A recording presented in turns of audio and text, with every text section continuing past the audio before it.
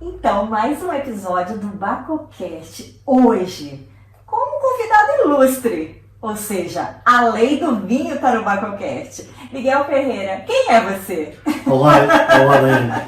Olha, acima de tudo é um grande prazer estar aqui contigo e conversar mais uma vez. Já nos conhecemos há alguns anos, não muitos, e tem sido um prazer privar contigo e partilhar muitas das coisas que eu faço também contigo. A Lei do Vinho basicamente sou eu e o trabalho que eu realizo. A Lei do Vinho é o Miguel Ferreira. O Miguel Ferreira é um advogado de 49 anos que tem uma paixão que é emocional pelo vinho, e essa já vem desde a infância, desde o tempo dos avós, desde as vindimas, dos primeiros anos de vida, e depois tem também aquela vontade de querer saber mais sobre o vinho.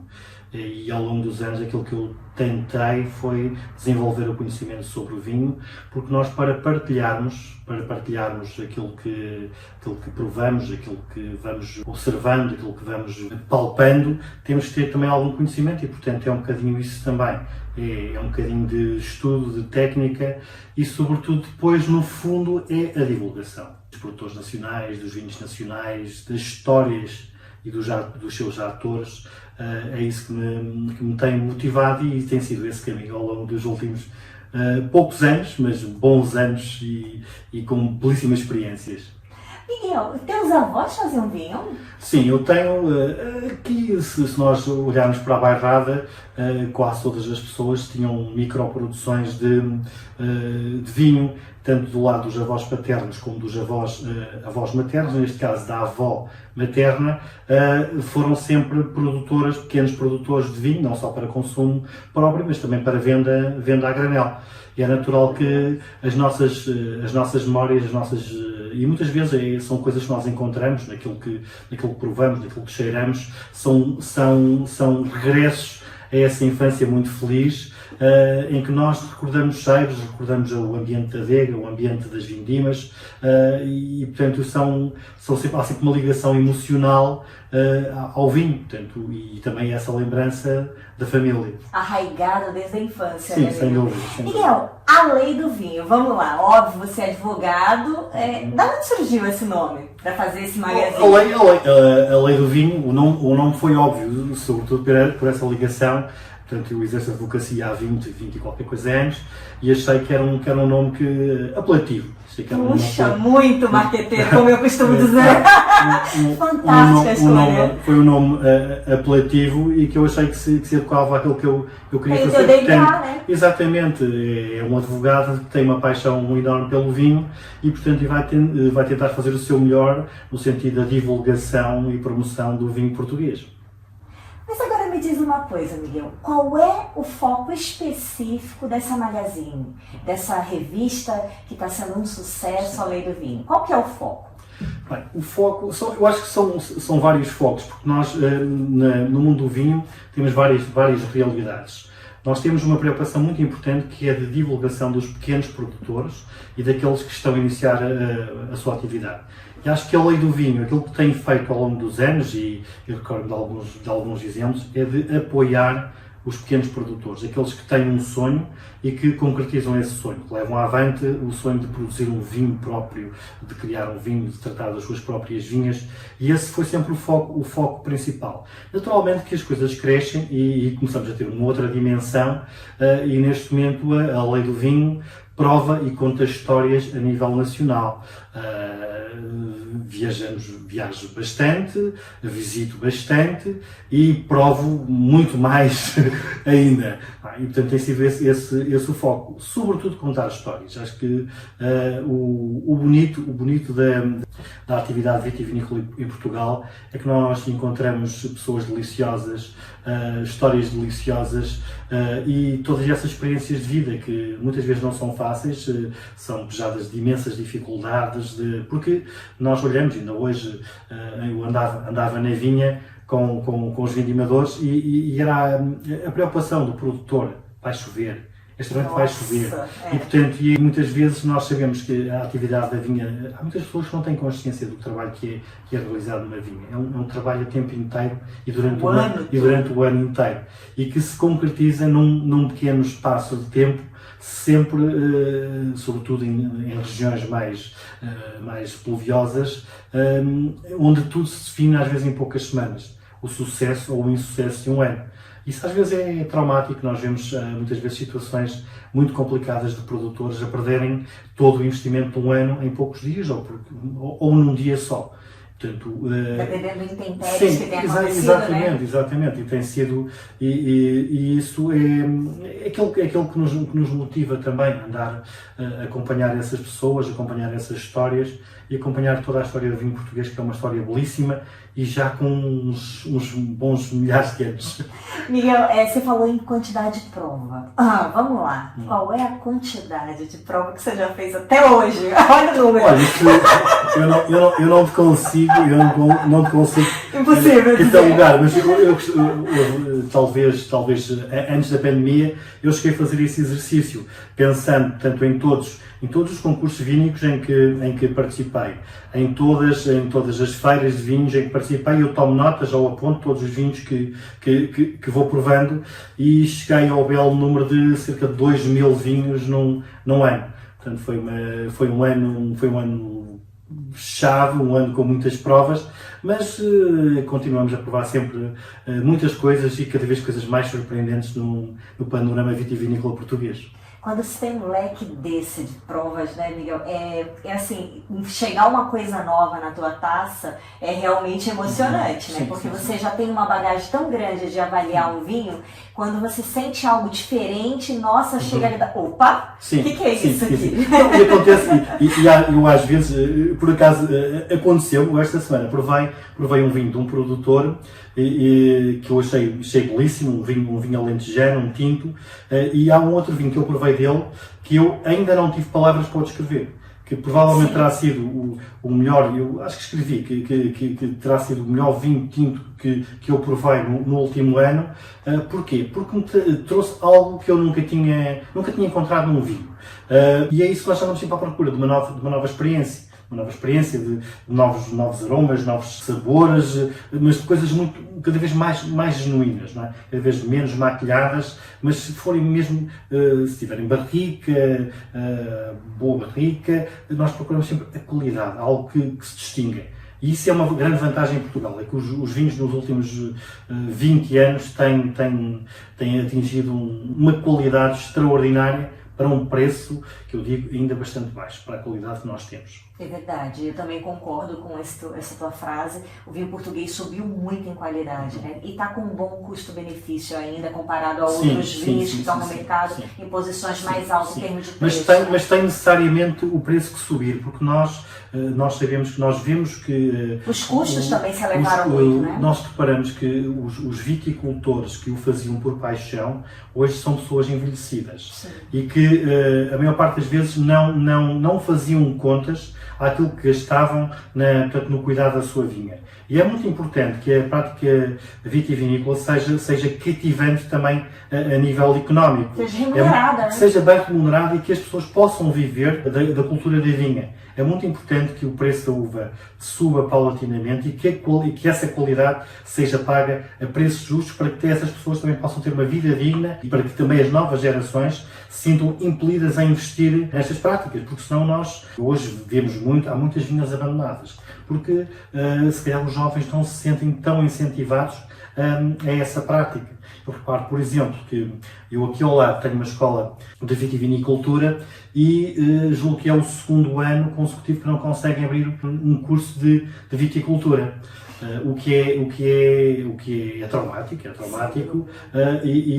portanto, não estamos a cuidar do futuro da prática vitivinícola. Aquilo que nós não queremos também é, por exemplo, massificar a produção, ter grandes produções e ter só maquinaria pesada no trabalho da vinha. Portanto, e é preciso que as pessoas percebam que hoje em dia esse trabalho já é bem remunerado. É claro que é um trabalho difícil, porque andam muitas vezes sob o sol, sob chuvas, não é? Mas é um trabalho que já é bem remunerado, mas não está a cativar as novas gerações. isso é pena. Miguel, você tocou num ponto muito interessante e que o consumidor lá na ponta, que está comprando a garrafa de vinho, que está tendo acesso ao vinho, muitas vezes, tá caro, ou pô, que vinho caro, né? Mas não tem noção do que está por trás daquela garrafa. Né? E às vezes compara com produtos corriqueiros de supermercado, de lotes de milhões e milhões de litros, né? São coisas absolutamente incomparáveis. Incomparável, mas o consumidor muitas vezes, por ignorância, ou às vezes, vou até vamos colocar só por ignorância, por não conhecer, quer comparar, né? E não tem como comparar. E às vezes é difícil você explicar em poucos minutos uma diferença brutal entre um produto e outro, né? Sendo que muitas vezes o mercado do marketing utiliza garrafas belíssimas para vender produto massificado, né? E aí o pequeno produtor que faz aquele mimo, aquela joia vínica, não tem tanto dinheiro, como você bem colocou, para fazer um investimento num rótulo bonito, com uma garrafa bonita e tal, então perde, né? E é importante o consumidor perceber essa diferença e valorizar quando se der de frente com um produto bom, né? E sobretudo quando estás em regiões vitivinícolas que não têm grandes áreas de produção e onde a maquinaria é quase inexistente, não é? Portanto, aqui os custos de produção são mais elevados, os riscos também são mais elevados e, portanto, esse risco e esse investimento tem que ser repercutido no preço final e, portanto, o produtor tem que ter a justa compensação do valor pelo qual, portanto, investiu ao longo de um ano. E o consumidor tem que ter essa percepção também. É claro que nós somos um país de parques de recursos, onde as pessoas também não têm grandes salários. Mas hoje em dia é possível beber vinhos belíssimos, de belíssima qualidade, certificados das suas próprias regiões vitivinícolas, a preços muito convidativos. E é claro que ao longo dos anos tem que haver também um aumento gradual desses vinhos, que são vinhos honestíssimos, feitos por casas que ainda com práticas ancestrais de vitivinicultura, mas o consumidor tem que perceber isso, nós temos que pagar pela qualidade, temos que pagar por um trabalho que dura um ano inteiro para produzir uma garrafa. Portanto, nós temos que ter consciência disso e o vinho português, atendendo à qualidade que tem, é barato demais. Miguel, um outro ponto é a importância das plataformas digitais, dos grupos, né, que acontecem nas redes, das pessoas que transmitem essa informação do ano todo de trabalho do viticultor, que não é fácil, né? Isso, na verdade, para tentar tocar no coração do zenófilo, do consumidor final, que aquilo ali dá trabalho, não surge do nada. Não, isso é muito importante. As pessoas a quem assistiram às redes sociais vão acompanhando todo este trabalho e felizmente eu acho que Portugal também, os produtores portugueses tiveram um boom de crescimento nos mercados digitais, nas redes sociais, e isso foi positivo para que as pessoas também tenham percepção do que é que custa fazer um vinho. E aquilo que nós vemos, pequenos produtores, eu reparo vários da Bairrada, que relatam, portanto, toda a atividade ao longo do ano na vinha, para que as pessoas tenham percepção de que aquilo é uma atividade laboriosa, que tem as suas dificuldades e, portanto, tudo depois tem que exprimir no vinho. E as pessoas têm que pagar o preço justo por aquela atividade. Muito bonito, muito poético, tudo, mas agora vamos lá, Miguel. Conta aqui só pra mim, ninguém mais vai saber. Quais são os principais desafios que você teve com a Lei do Vinho até aqui? Eu acho que o principal desafio a qualquer plataforma é a seriedade do trabalho que faz. Eu falo sempre num coletivo, mas o trabalho é quase exclusivamente meu. Há um investimento grande para que a qualidade se mostre. A imagem é fundamental e eu sempre tive uma grande preocupação com a imagem daquele que transmito. Olha, fica aqui uma aspas. As tuas fotos estão cada vez mais belas. Posso ver, mas eu nunca estou satisfeito com o resultado. O nível de profissionalismo. Com o resultado final não. Nem parece o advogado da lei do vinho. Parece um fotógrafo de alto nível. Nunca estou satisfeito com o trabalho e acredito que das coisas mais difíceis que existem é fotografar uma garrafa num estúdio. Porque cada uma tem o seu rótulo, as suas cores, a sua forma e é complicadíssimo. Eu acho que sempre privilegiei muito a imagem e depois tentar transmitir, entrar um bocadinho talvez na mente do produtor e conseguir contar a sua história. Eu acho que as melhores descrições que eu faço dos vinhos são aquelas em que eu conheço melhor os produtores, converso com eles e muitas vezes estou a apanhar pequenos detalhes que eles nem se apercebem e que depois se transmitem para contar essa história. E portanto, já houve ao longo desta, eu digo, pequena carreira, não é bem uma carreira, era um hobby que se tornou uma coisa demasiado séria, histórias absolutamente deliciosas, algumas delas com componentes trágicas também, outras de enorme felicidade, de pessoas que começaram do nada e construíram grandes vinhos, e portanto sempre foi uma preocupação ser muito correto. Eu acho que nós não estamos, quem está nas plataformas digitais, eu nunca optei pela parte da crítica negativa. E também nunca me preocupei muito em transmitir a opinião só sobre os vinhos que eu gosto. Porque o importante aqui é nós divulgarmos, porque nós temos de norte a sul do país vários perfis de vinhos. O que eu gosto de muitas coisas, mas aquilo que eu gosto costuma ficar para mim. Agora, nós temos de transmitir aquilo que, portanto, o objetivo a que aquele vinho se destina. Não é? Nós estamos a provar um vinho e temos que perceber que, aquilo que falávamos há pouco, aquilo é um trabalho de vida de muitas pessoas, aquilo paga salários a muitas pessoas. E nós temos que ser muito honestos naquilo que fazemos e transmitir da forma mais fiel e portanto, mais fidedigna o objetivo do produtor.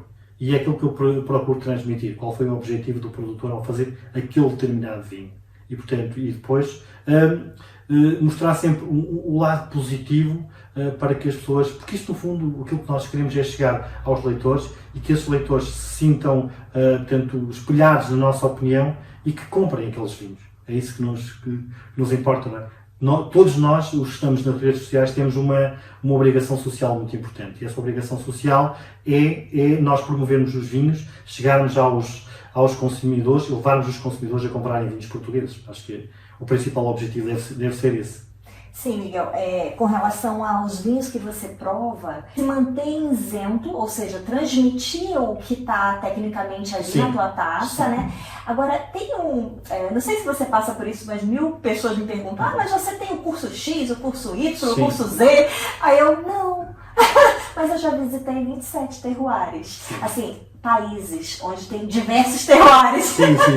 Já provei alguma coisa. E às vezes esses rótulos criados, né, é engraçado. Por que eu estou tocando nesse assunto? Por causa da prova em si. Existem as metodologias que o mundo dos vinhos colocam como padrão e você tem que se moldar àquela fala. Claro. Então você tem que descrever daquele modo. Mas eu gosto muito dos enófilos que falam com poesia também, que falam com coração, que usam as suas próprias palavras, que descrevem o vinho à sua maneira, como sentem de verdade. Isso também é muito bonito. Sim. E você faz isso brilhantemente. Não, eu acho que nós temos que saber conjugar as coisas. Acho que nós temos que ter alguma preparação técnica. Não é? Acho que é muito importante nós termos essa preparação para conseguirmos também interpretar um vinho, não é? Interpretar os aromas, interpretar os sabores, interpretar os defeitos, interpretar cada terroir, interpretar cada casta, tentar perceber, sem olhar para um rótulo, se é de um ano quente, se é de um ano frio, se é de um ano ou se é de um vinho, portanto, de vinhas mais próximas do mar, do interior. Nós temos que ter um bocadinho essa preparação técnica. Essa preparação nós podemos estudar, não é? E ter a componente... E provar. E ter a componente prática. E depois ter também uma espécie de capacidade de ser esponja. Ou seja, absorver todo o conhecimento que nos é transmitido. Eu tenho tido a sorte ao longo destes anos de ter longas conversas com pessoas que sabem muito, e muitas vezes eu não estou a dizer que sejam académicos, que sejam licenciados, ou com rótulos de curso disso ou daquilo. Ou com curso disto. Eu costumo recordar, há uma personalidade, que é uma personalidade da Bajada, que é o pai Abel. O pai Abel é o pai do Mário Sérgio da Quinta das Bajeiras.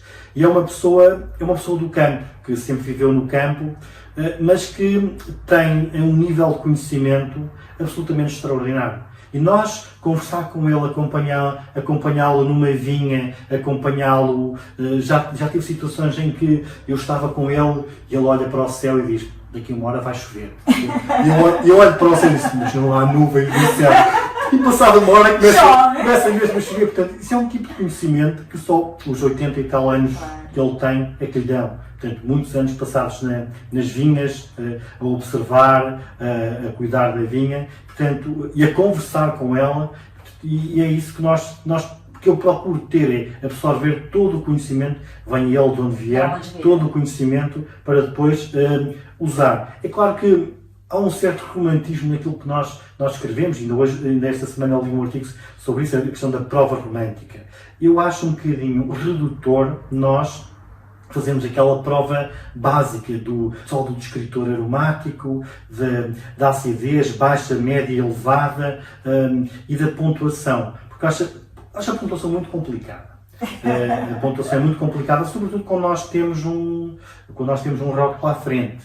Não é? Essa ainda é mais complicada. Porquê? Porque nós não conseguimos ser absolutamente objetivos numa prova. Nós olhamos para o rótulo, nós olhamos para o produtor, nós olhamos para a qualidade da garrafa, nós olhamos para o tempo de madeira, nós olhamos para tudo. Não é? E nós somos seres emotivos, não somos robôs, e naturalmente temos que pôr um bocadinho sempre da emoção na prova do vinho. Uma coisa é provar num concurso, nós provamos às cegas, não é? E aí temos pouca ou nenhuma referência sobre os vinhos. Outra coisa é nós estarmos a provar algo e muitas vezes é provarmos algo e conhecermos as pessoas.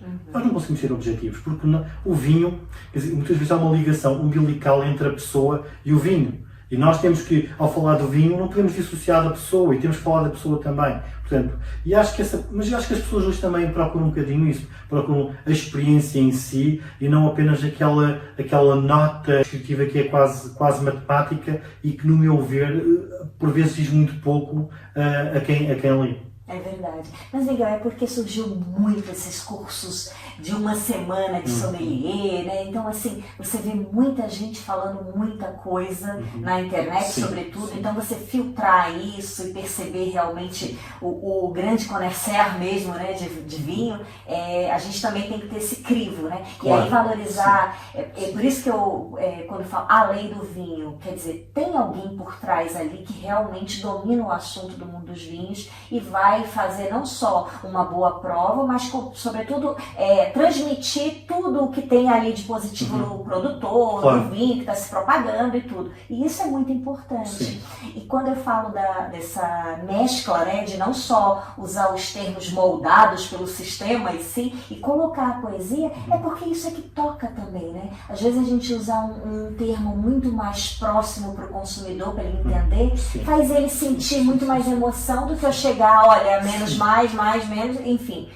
Ele não vai perceber de nada, ele não vai entender nada, ele não sabe nem qual é o mais, qual é o menos, quanto mais o meio do campo. Exato. Então, é bonito também a gente tentar entender e tentar transmitir da melhor forma que o consumidor consiga entender, né? Claro. Não, e por isso também acho que tem que se investigar muito. Quem escreve sobre vinhos tem que investigar muito e hoje nós conseguimos alguma informação, acho que temos que investigar muito sobre aquilo que escrevemos, para não olhar para o vinho somente pelo vinho, mas contar tudo aquilo que está à volta do vinho, atrás do vinho e à frente do vinho.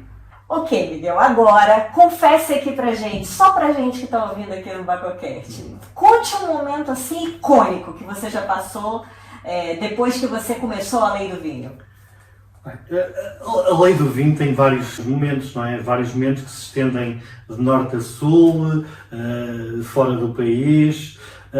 Escolher assim algo engraçado, Miguel, alguma coisa que você nem imaginava que ia acontecer. Momentos especiais. Sinceramente, não sei. Porque eu tenho, fugiu. Não, assim, eu tenho vários momentos e, sobretudo, os momentos que eu tenho mais interessantes, às vezes são ligados a pormenores das pessoas, a pessoas que nós conhecemos, às vezes no meio do nada, coisas que surgem no mundo dos vinhos, assim, episódios, não me recordo, mas recordo sobretudo das histórias de vida. Eu sou muito mais de ouvir do que participar nas histórias. Eu sinceramente não me recordo assim nenhum momento nenhum momento. Miguel, então já que tu não está lembrando, Sim. deixa eu te compartilhar um rapidinho meu. Sim. Eu estava indo para o Vale do Mosel e aí digitei no GPS o endereço do produtor. E aí, bem seguindo o GPS, eu comecei a estreitar o caminho assim no meio das árvores. Do nada, eu estava onde mal passava o carro, só ardosa embaixo do carro, parecia um platô. Chega uma hora que só bicicleta passava por causa do GPS. Claro. Então são situações assim. Isso num domingo à tarde. Como é que eu estava entrando em contato com o produtor aquela hora que ele já nem estava mais na adega nem nada, que eu só ia falar no dia seguinte. Resumindo, é tanta coisa que a gente passa, que as pessoas não têm noção, né, do mundo dos vinhos, que a gente, para chegar a um determinado lugar, né, e que a gente não conhece, né, Miguel? Então você acredita no GPS. Não, e hoje em dia tem que ser um bocadinho assim, não é? Porque nós às vezes vamos a produtores recônditos, não é? Agora, aquilo que acontece, aquilo que eu reparo sempre olha, por exemplo, nas minhas visitas a Trás-os-Montes. Trás-os-Montes é uma das regiões mais fantásticas do país e que recebe como ninguém. E um dos graves problemas que nós temos quando vamos a Trás-os-Montes é fugir da mesa. Putz, nem me fale. Porque acontece em situações. Eu recordo, julgo que foi há 2 anos, em que nós chegámos para o concurso de vinhos de Trás-os-Montes e o meu amigo Francisco Pavão, que é o presidente da CVR, disse: não, mas nós antes de irmos jantar, vamos só ali visitar umas pessoas, eles têm lá assim qualquer coisinha para comer.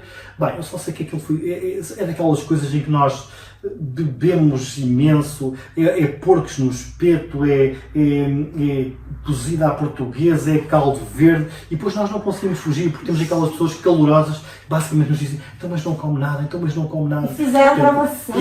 E fizeram para nós, e nós, quer dizer, temos que acompanhar, temos que, pronto, entrar numa região, incorporar a região e estar com aquelas pessoas. Portanto, são sempre momentos fantásticos, onde nós muitas vezes encontramos pessoas simples, mas de uma generosidade tremenda. E Portugal, sobretudo, é isso, é a generosidade das pessoas que nos faz querer sempre ir mais além nesta nossa viagem de divulgação do vinho português.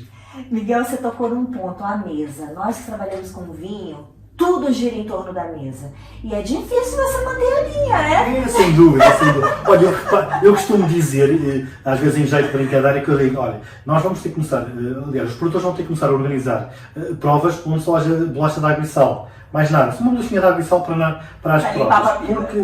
Porque isto muitas vezes é duro. São provas duras, onde nós passamos muito tempo à mesa e quer queiramos, quer não, torna-se cansativo. Isto para a nossa saúde e para a nossa forma física nem sempre é o melhor. Mas isto é um país ligado à gastronomia e não se consegue dissociar o vinho da mesa. Eu recordo que quando os meus avós paternos eram vivos, nós juntávamos a família toda e nós estávamos à mesa e falávamos só de comida. Porque eu faço assim, tu fizeste isto mal, e toda a gente, homens e mulheres, toda a gente falava da comida, do vinho para a comida, portanto, é uma prática comum, e falávamos, e saímos da mesa e pensávamos: e o que é que vai ser o jantar? Portanto, nós temos este hábito. E aqui a Bairrada, nós, aliás, pela tipicidade dos vinhos que nós produzimos, e uma parte dos vinhos que nós produzimos são vinhos para estar à mesa em boa companhia. Portanto,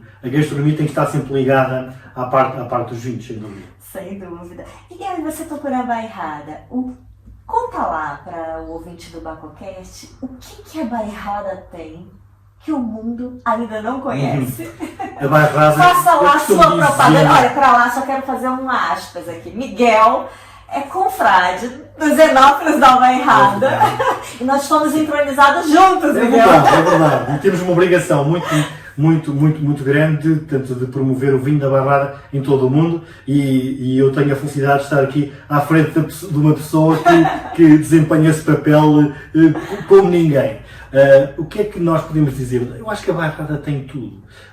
Se nós olharmos um bocadinho para a história da Bairrada, se recuarmos, por exemplo, à própria fundação da nação portuguesa, nós encontramos documentos da Torre do Tombo, em que já Dom Afonso Henriques, o primeiro rei de Portugal, aplicava impostos aos produtores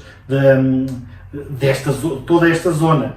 E como é que ele cobrava os impostos? Não era em carneiros, não era em vacas, não era em porcos, era em vinho. Olha Portanto, só. os impostos, ele publicou um decreto. Dom Afonso Henrique, a gente está falando de que data aí, Miguel? Estamos a falar de 1100 e qualquer coisa, portanto, após a fundação da nacionalidade, 1160, provavelmente, e que dizia ele que das terras de Vilarino, estamos a falar de Vilarino do Bairro, até ao Monte Bussaco, os produtores têm que disponibilizar ao rei 2/3 de toda a produção. Ui. Em termos de impostos. Já na altura nós tínhamos uma prática fiscal muito violenta. 2/3. 2/3. E provavelmente o rei conheceria já a qualidade dos vinhos produzidos nesta região e queria tê-los para ele. E desde então eu acho que a Bairrada, mesmo não estando totalmente documentada toda a história do vinho na Bairrada, a Bairrada sempre teve uma importância muito relevante portanto, nos vinhos portugueses. Séculos XVIII, XIX e XX foram séculos muito importantes para o crescimento. Nós, no século XX, éramos os grandes armazenistas e engarrafadores do país. E depois temos uma coisa que às vezes as pessoas não se apercebem, é que a Bairrada, ao contrário de outras regiões, não faz apenas um tipo de vinho. Nós fazemos belíssimos brancos, tintos e espumantes, já para não falar das aguardentes. Portanto, é uma região que faz o pleno, mas com uma qualidade absolutamente extraordinária. E depois ainda temos uma particularidade, é que somos uma região que não é muito homogénea, porque nós temos a variabilidade do terroir é fantástica. Nós às vezes estamos numa parcela e numa distância de 50 metros os solos alternam-se por completo. E o que é que nós conseguimos? Conseguimos produzir vinhos totalmente diferentes, porque um terroir de Cantanhede é diferente de um terroir de Ancas, é diferente porque nós temos solos mais arenosos, solos de argila pura, e temos solos onde a componente calcária é absolutamente extraordinária. Portanto, conseguimos fazer vinhos muito diversos, e daí eu ser sempre defensor da diversidade da Bairrada. A Bairrada não se pode caracterizar por esta casta ou aquela casta. A Bairrada caracteriza-se por aquilo que faz às castas. É o sol que influencia as castas. Porque se tivesse uma uniformidade, sim, era uma coisa, era uma né? coisa, mas nós não temos essa uniformidade, e aquilo que eu acho é que o terroir muitas vezes se impõe à própria uva. E, portanto, a uva aqui consegue ter características totalmente diferentes do que teria possivelmente numa outra região. Portanto, é isso que é a riqueza da Bairrada, é essa diversidade de conseguir produzir belíssimos brancos, tintos, espumantes, com uma diversidade, uma heterogeneidade imensa. Miguel, 2 pontos. O primeiro é retornar a antigo sobre o rei. Eu quando em prova lá com o nosso amigo Antônio Rocha, lá na adega mística do Bussaco, ele mostrou um quadro onde tinha um dizer, um poema, alguma coisa sim, assim, dizendo país vinhateiro. Naquela época, imagina o tempo sim, atrás, eu achei aquilo fantástico. E às vezes eu brinco, é o país, o meu país, a minha pátria, o Brasil, mas o meu país, a minha pátria também é a Bairrada, é a Bairrada.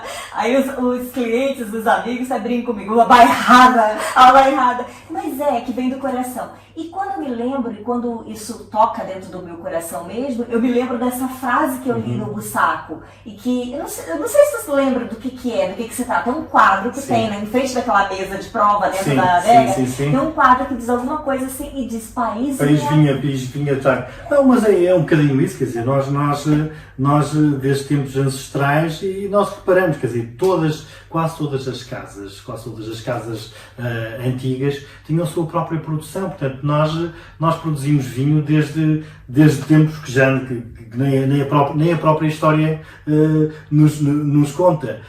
E toda esta tradição trouxe também muita sabedoria. Sim, nós encontramos muita sabedoria hoje nos vinhos da Bairrada, que vem também dessa longevidade de produção. Dessa longevidade. E depois é muito engraçado quando nós olhamos, por exemplo, para as vinhas velhas. Nós aqui, quando nós falamos de vinhas velhas, falamos com toda a propriedade. Porque na Bairrada nós encontramos vinhas centenárias praias, onde as vinhas, e a prática antiga era vinhas misturadas, onde as tintas estavam com as brancas, e aquilo portanto, tinha a sua função. Os antigos sabiam que havia tintas como a baga que tinham dificuldades de maturação, mas depois eram juntas com as brancas que tinham maturações mais precoces e atingiam mais álcool. Eles faziam esse blend, exatamente, o full blend na vinha. Portanto, eram pessoas sem conhecimentos técnicos, mas tinham um conhecimento empírico que já traziam dos seus pais, dos seus avós e dos seus bisavós. E foi isso também que trouxe um bocadinho de essa diversidade, que trouxe a distinção e a qualidade da bairrada. E hoje os enólogos brincam de fazer fio blend lá na adega, né? Coisa que os ancestrais faziam na vinha. Já faziam na vinha. Não, o engraçado é que nós notamos é que hoje há também uma nova geração e felizmente que eles aparecem, uma nova geração de produtores que vai à procura desses ensinamentos do antigamente.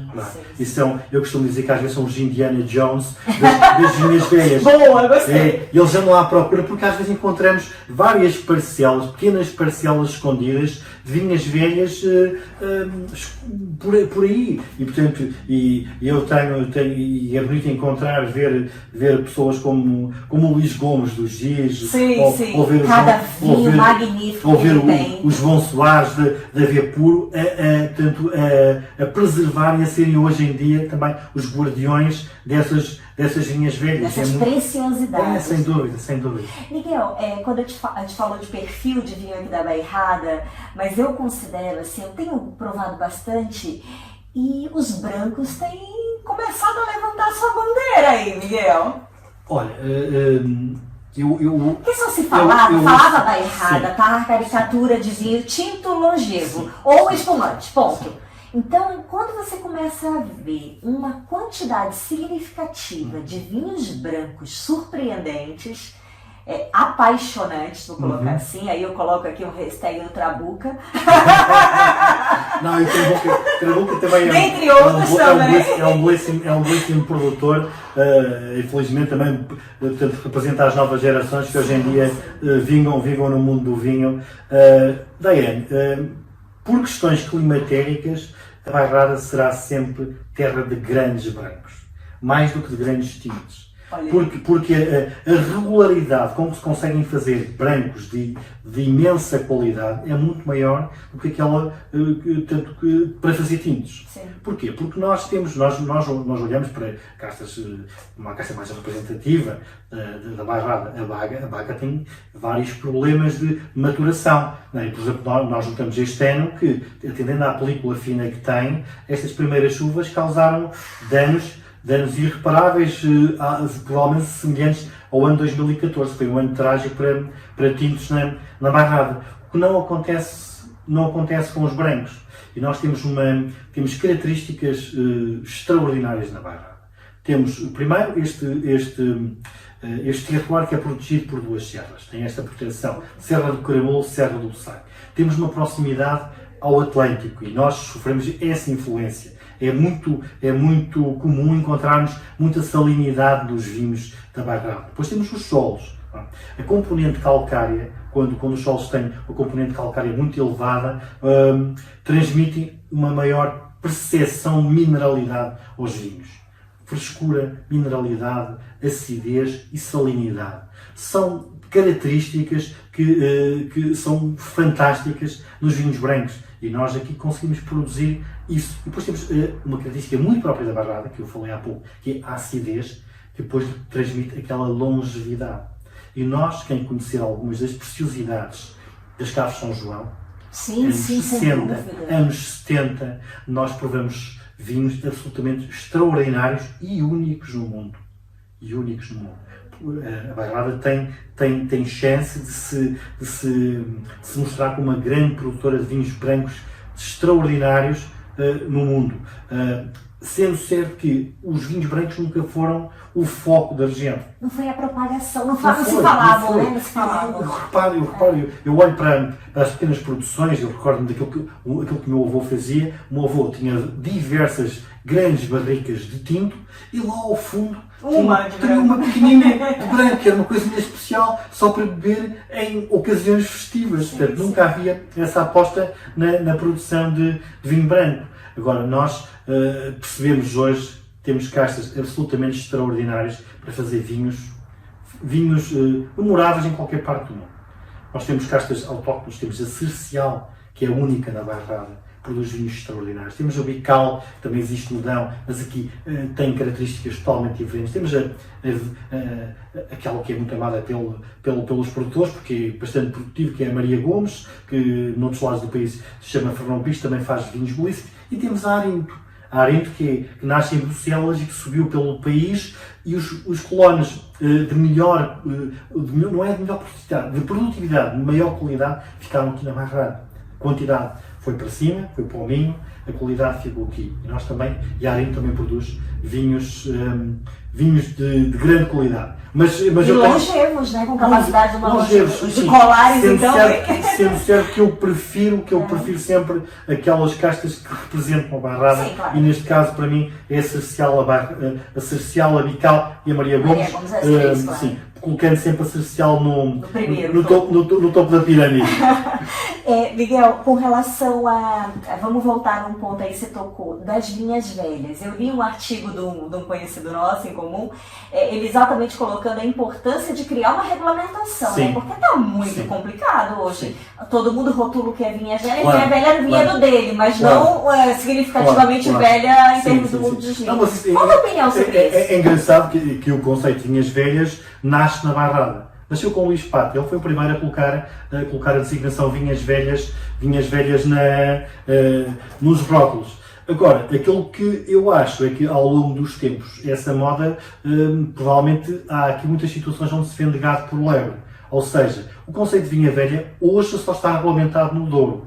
E, portanto, criar uma regulamentação em que a vinha tem que ter uma idade mínima de 40 anos. Eu acho que era importante não regulamentar a nível nacional, porque acho que o conceito de vinha velha diverge de região para região, porque, por exemplo, a tradição da Bairrada ou a tradição do Dão permite que o conceito de vinha velha vá um bocadinho mais além, talvez a partir dos 60, 70 anos. E acho que era importante essa regulamentação para que não haja, sobretudo para a informação do próprio consumidor. Porque o consumidor, quando abre um vinho de vinhas velhas, está a pensar em vinhas centenárias.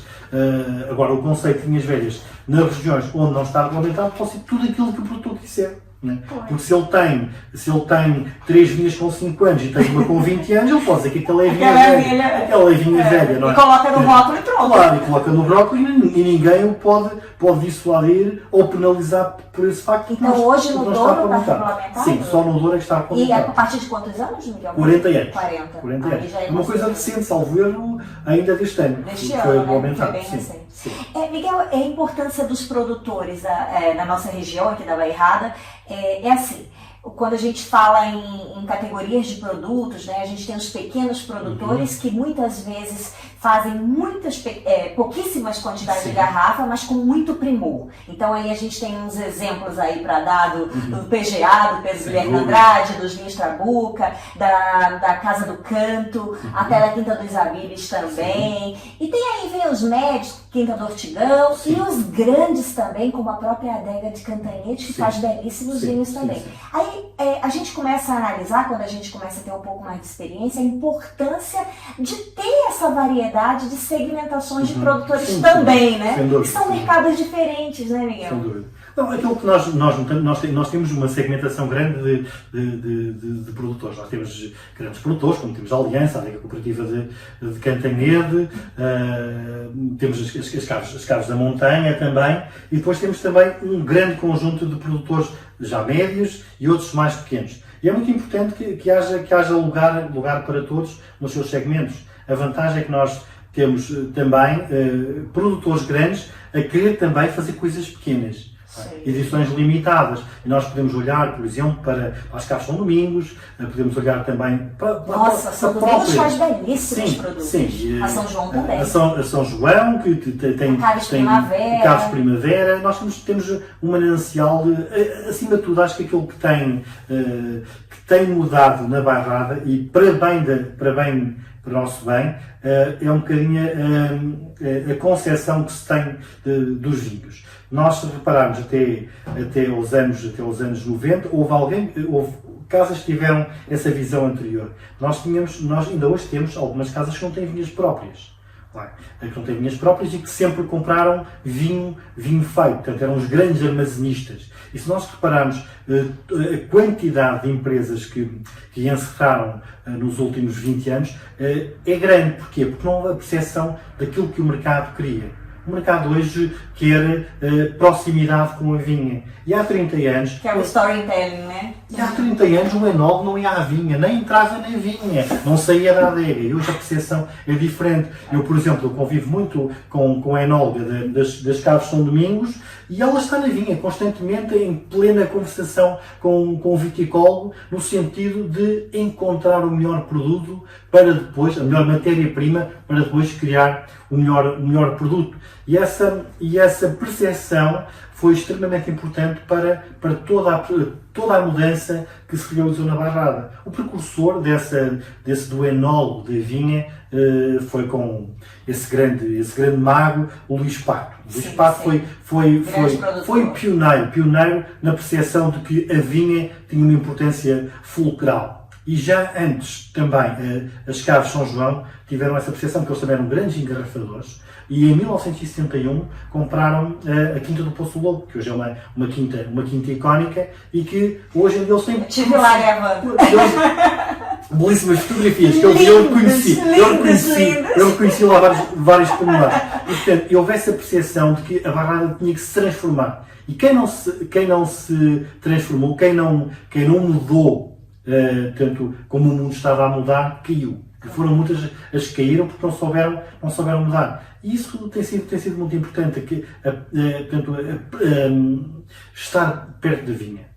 E depois olhar para todos, olhar para os grandes, para os pequenos, para os médios. Começa tudo lá, né? Sim. E aquilo que nós notamos, a Bairrada está com um crescimento qualitativo fantástico. E nós, nunca podemos deixar de falar da adega de Cantanhede. A adega de Cantanhede, salvo erro, gera cerca de 1000 hectares de vinha. Terá 200 e poucos produtores?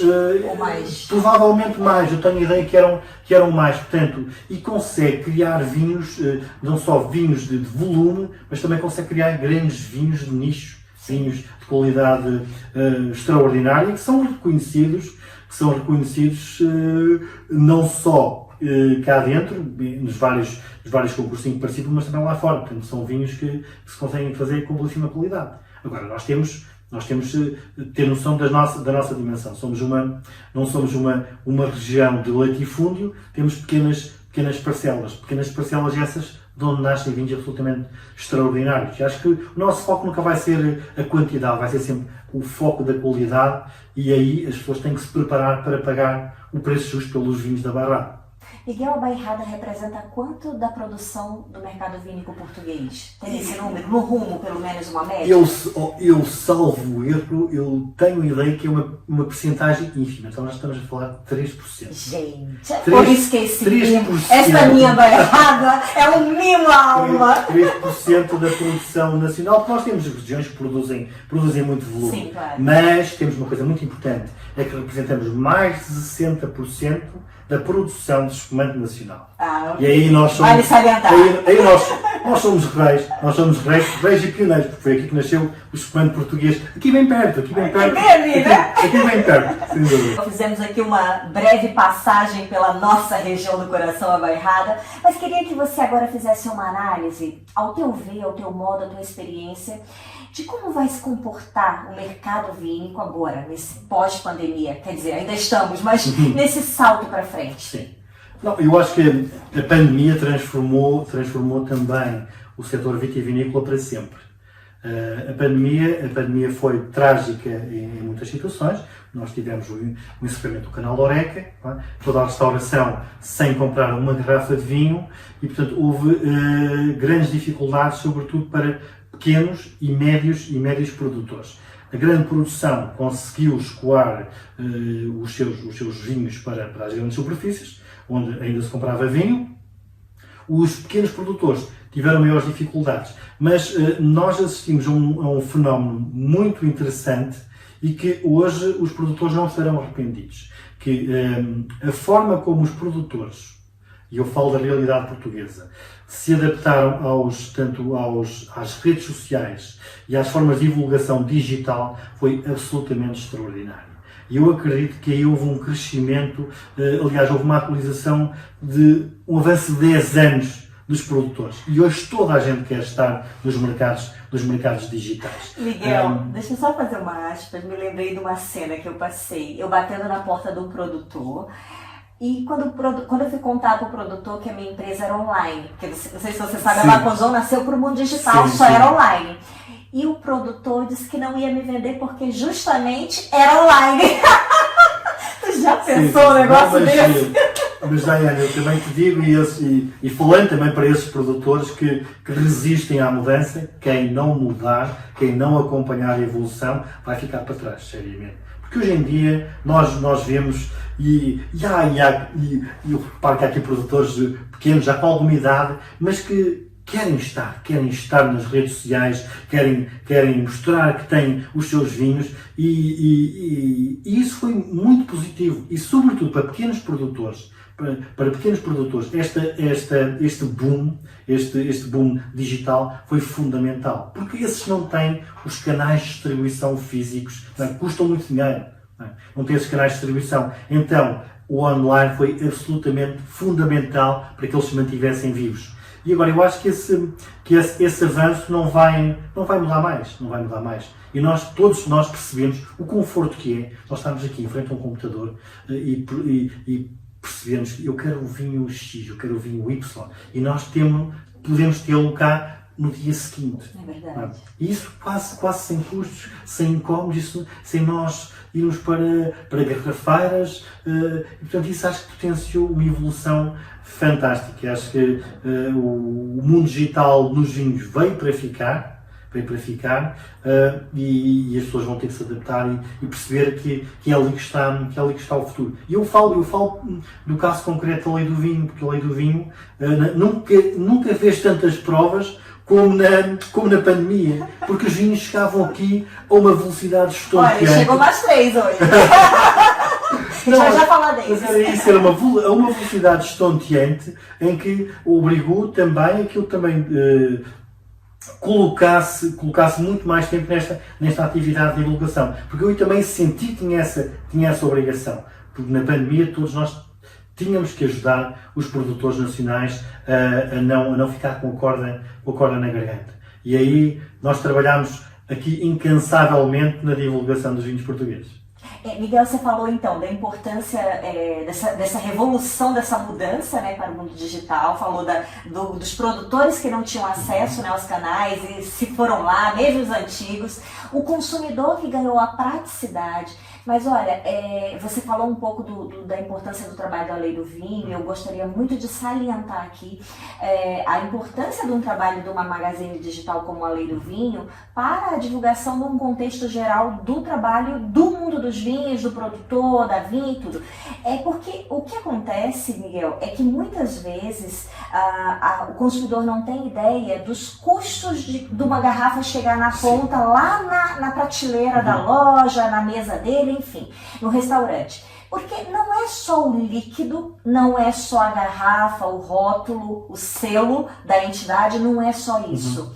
Tem todo um trabalho de marketing, de investimento, né, nesse trânsito. E aí eu vou te falar, como importadora, eu estou recebendo carga agora, igual os produtores estão na época da vindima, que são tudo estressado, cansado, tudo.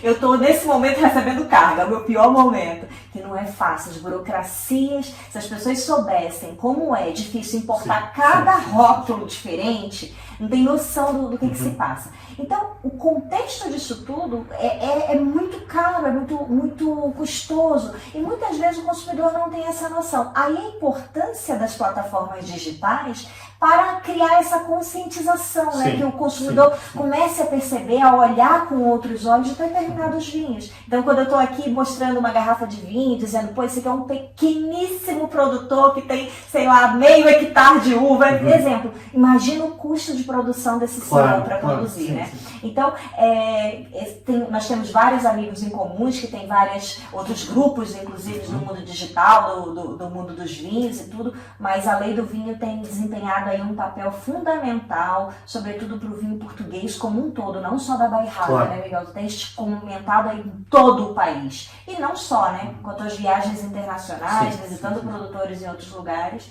bem bacana. Agora, Miguel, vamos fazer aqui deixa uma mensagem para aquele iniciante. Caiu aqui de paraquedas, tá ouvindo esse Bacocast aqui do nada. Como que ele deve começar a provar vinho? Muito bem. Eu acho que, sobretudo, deve haver curiosidade. Deve haver curiosidade e nunca... E não procurar aquele... Portanto, é natural que nós procuramos sempre aqueles, quando estamos a iniciar as provas, os vinhos que nos... portanto, que sejam, que nós apelidamos de vinhos mais fáceis, não é? Mas, sobretudo, ter essa curiosidade de prova e perceber que o mundo do vinho é um mundo tão diverso e tão rico que nós nunca vamos saber tudo. E cada vez, e é um bocadinho como aquela frase, quanto mais aprendemos, menos sabemos. Sem dúvida. E tem que haver essa curiosidade, procurar, e sobretudo pensar que não é preciso gastar fortunas, não é, para beber bons vinhos. Eu recordo-me, por exemplo, de alguns episódios que eu tive quando visitei Bordeaux. Eu não conseguia chegar aos Grand Crus, aos Premier Crus, daqueles chateaus magníficos que ficariam caríssimos. Mas aquilo que eu procurei foi as pequeninas quintas, não é, quase desconhecidas, que brotavam à volta daqueles grandes chateaus. E que tem o perfil da região. Tem o perfil da região. E nós, não eram propriamente baratos, mas nós, se calhar, por 50 euros já conseguimos provar um vinho bastante genuíno. Perceber que hoje está tudo acessível, portanto, ao consumidor final. E, sobretudo, é a curiosidade. Nunca querer parar, juntar-se a pessoas que também tenham essa curiosidade e olhar para o vinho sempre de uma forma positiva. Eu acho que as redes sociais tiveram um papel muito importante, mas às vezes também tem uma carga negativa que me desagrada. Me desagrada porque eu vejo muita gente a comentar negativamente o mundo dos vinhos, sem perceber muitas vezes que quem está sentado a fazer uma crítica no seu sofá não tem a percepção do trabalho que deu ao produtor produzir aquele vinho. E tem que haver essa percepção de que a democracia é bonita, mas nós temos que respeitar quem trabalha. E acho isso extremamente relevante para quem almeja comentar vinhos, que tenha sempre essa perspectiva positiva. É isso. Está aberto, né? Estar aberto. E para aquilo que se inicia no vinho, isso é um pouco... Sem preconceito. Sem preconceito, nunca negar nada. Porque nós na vida vamos provar bons vinhos, maus vinhos, vinhos médios, mas a experiência é um bocadinho isso. E depois, façam como eu. Eu não gosto de guardar vinhos. Eu acho sempre que guardar vinhos ou ser colecionador de vinhos não tem qualquer tipo de... Não tem sentido. Não tem sentido nem utilidade. Porque o vinho só se transforma numa obra de arte quando é consumido. Sem não é? dúvida. A garrafa exposta Olha, na minha essa garrafeira... essa vai ficar na minha garrafa mente. exposta na minha garrafeira não me serve de nada. Só me serve quando eu bebo e eu partilho com as pessoas que estão comigo. O vinho é essa partilha, é o consumo e, portanto, eu sou uma pessoa que sofre um bocadinho de ansiedade, então eu tenho sempre receio, se me acontece alguma coisa, e se eu vou ter um problema de saúde e depois eu não vou beber os meus vinhos. Portanto, acho que as pessoas têm que desfrutar, têm que abrir os seus vinhos e têm que ser muito curiosos, querer provar tudo, provar todas as regiões, se tiverem oportunidade de saltar fora de portas e não se centrar naquelas regiões chavão, porque nós notamos que ainda hoje há portugueses que são maiores e vacinados, que têm 40, 50 anos e que só bebem Douro e Alentejo. E as pessoas têm que perceber que há todo um mundo brilhante para além dessas duas grandes regiões que são fantásticas. São fantásticas. E eu dou como exemplo a Beira Interior, que eu conheci não há muitos anos. Descobri coisas absolutamente Cicó, terra de Cicó. Aquela pequena sub-região, que está ali entrincheirada entre o Dão, a Beira Interior e a Bairrada, tem coisas fantásticas. Olha, gostei do termo, entrincheirado, que é isso que está mesmo. É um bocadinho, porque e lá, eu por exemplo acho que os vinhos de Baga lá têm uma expressão absolutamente extraordinária. E depois temos lá produtores esforçados que estão, alguns ainda à procura da sua própria identidade. No sentido de não copiar aquilo que as regiões à volta fazem, mas terem a sua própria identidade. Porque Sicó tem uma particularidade, eles têm parecenças com a Bairrada, mas depois são uma região muito tanto mais montanhosa, com montes, com vinhas com inclinações diferentes. E portanto eles têm que aproveitar para marcar essa diferença. Sim. E nós eu tenho que tirar o chapéu ao meu amigo Alberto, que tem dois vinhos absolutamente extraordinários e com uma identidade própria. Eu costumo dizer que aquilo é que é chamada vitivinicultura de risco. Porque ele de alto risco, porque ele com poucos ou nenhuns meios consegue criar vinhos marcantes. Sim, e isso é que é notável e é um projeto que eu acompanho desde o início e que tive o privilégio também de promover e que me orgulha muito, que hoje é apreciado em todo o país. Dá gosto, né? Dá gosto. Miguel, você tocou num ponto de, tipo assim, não guardar vinho. Eu tive um relato de um amigo em comum nosso, Mário Neves. Olha, meu amigo, vou contar a tua história aqui. E ele dizendo pra mim que a pandemia foi boa por uma coisa. Ele resgatou as garrafas antigas todas. E começou a provar que ele disse, eu não sei se eu vou estar amanhã vivo. Exatamente. Não, acho que é um bocadinho Olha, isso. Mário, compartilhando aqui tua pérola. O Mário é uma pessoa extraordinária com conhecimento do mundo do vinho, do mundo extraordinário e portanto, e acho que ele fez muito bem. Acho que é na prova que nós conseguimos observar as obras de arte que o mundo vinícola produz. Miguel, o caminho se faz caminhando, não tem jeito, e essa fica a mensagem para os jovens xenófilos que estão entrando aí no mundo dos vinhos agora. E tem uma máxima que diz, se você quer voar, não se junte com galinha, se junte com as águias. Exatamente. É um bocadinho isso. Miguel, então voltando aqui ao trabalho da Lei do Vinho, você tem feito esse trabalho de divulgação de produto, dos produtores, das regiões, do país. E está sempre aberto, não só a Portugal, né? A Lei do Vinho está aberta a todos os países do mundo que produzem vinho, né? Sem dúvida. Não, e estando a falar contigo, o Brasil tem tido também um papel muito importante na Lei do Vinho, porque cada vez tem mais aderentes brasileiros. E nós temos não só em comum a língua, mas também esta paixão pelo vinho também se nota muito no mercado brasileiro, um mercado vastíssimo e que também que está ávido de informação e ávido de história. E portanto, aquilo que nós aqui também queremos mostrar é que a todos aqueles que estejam fora de portas de Portugal e todos os portugueses que tenham curiosidade, nós estaremos sempre abertos para contar histórias, para dar informação sobre os produtores e ajudar todas as regiões vitivinícolas a fazer essa divulgação. Aos brasileiros, povo irmão, nunca deixará de ser um povo irmão. É um bocadinho isso. Nós fomos para lá, nós nós hoje em dia temos uma relação belíssima também com o Brasil, e o Brasil também tem essa curiosidade em conhecer a história portuguesa.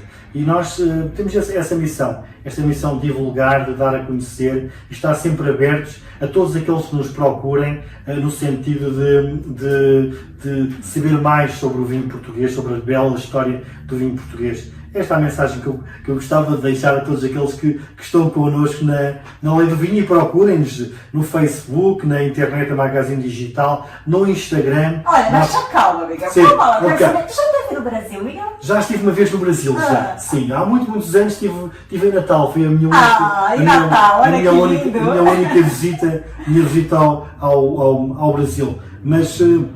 Mas este intercâmbio é fantástico. Sabe o que eu estava me lembrando quando estávamos falando do Brasil? É que nós já organizamos juntos a prova icônica lá no Palácio da Curia dos vinhos da Cavigás, do espumante fabuloso, olha só. E foi o Miguel que estava organizando comigo. Não, exatamente, foi este intercâmbio com o Brasil já existe, e acho que tem que haver esta partilha, quer dizer, nós temos que conhecer aquilo que de muito bom já se faz no Brasil, e nós também gostávamos muito de levar aquilo que de bom se faz ao Brasil.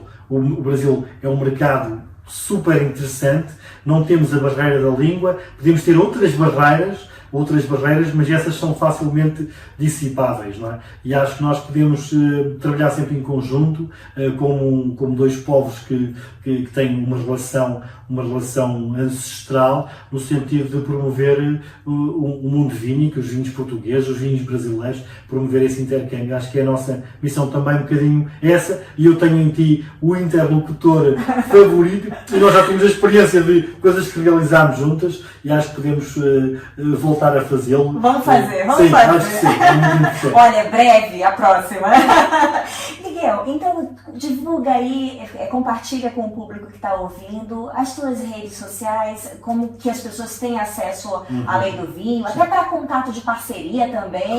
Claro. Pronto, a Lei do Vinho é facilmente contactável, tanto para além do Facebook, que facilmente se encontra. A Lei do Vinho está também no Instagram, e tem a Magazine Digital em www.aleidovinho.com, e há várias formas de contacto, de parceria, podem ser feitas, e essas parcerias são fundamentais para que todo este trabalho se realize, porque nada se faz de uma forma isolada, e muitas vezes é necessário, estabelecer parcerias fortes para que nós continuemos aqui a fazer este trabalho. Sem dúvida. E aponta esse momento da última divulgação até chegar ao consumidor, é hiper importante também, né, Miguel? Sim. E aí as plataformas digitais vêm aí com uma importância gigantesca, né? Então, e aqui eu acho que nós sentimos realizados quando temos o feedback das pessoas. E a minha realização tem sido essa, quando eu sou contactado pelas pessoas, através de mensagens,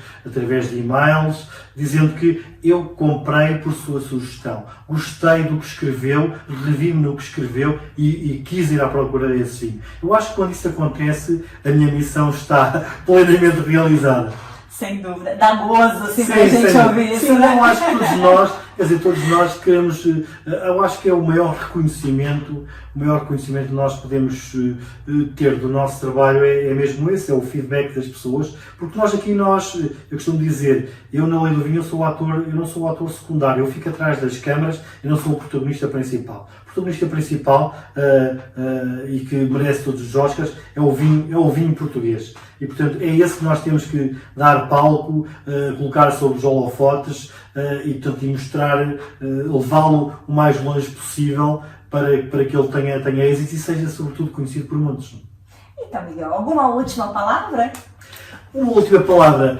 Eu nunca tenho uma última palavra, porque as palavras são sempre uma questão de continuidade, porque a Lei do Vinho vai ser... Eu quando comecei a Lei do Vinho, não imaginava sequer a projeção que isto viesse a ter, e o facto de se ter tornado também já uma coisa profissional, não é? Porque eu também trabalho com várias parcerias com produtores, com restauração, já trabalho atingi uma dimensão já bastante simpática, e hoje em dia também já trabalho trabalho também numa outra coisa muito importante, que é a exportação. É nós conseguirmos levar os nossos vinhos para o exterior e estabelecer pontos com quem vê muito potencial nos vinhos portugueses e que nos procura por isso. Portanto, acho que esta missão, eu não sei dizer qual é a última palavra, qual é o objetivo final da Lei do Vinho, porque, portanto, eu acredito que o objetivo final ainda esteja para lá do meu próprio horizonte. Que bom! Olha, e se você gostou desse conteúdo que acabou de ouvir aqui neste Bacocast especial com a presença ilustre de Miguel Ferreira, a Lei do Vinho, compartilha com algum amigo, com algum conhecido que também goste desse assunto do mundo dos vinhos. Eu sou Daiane Casal e você me encontra nas diversas plataformas digitais, @Daiane Casal. E toda semana tem vídeo novo no canal do YouTube, Daiane Casal. Até já! Obrigada, Miguel! Obrigado, eu.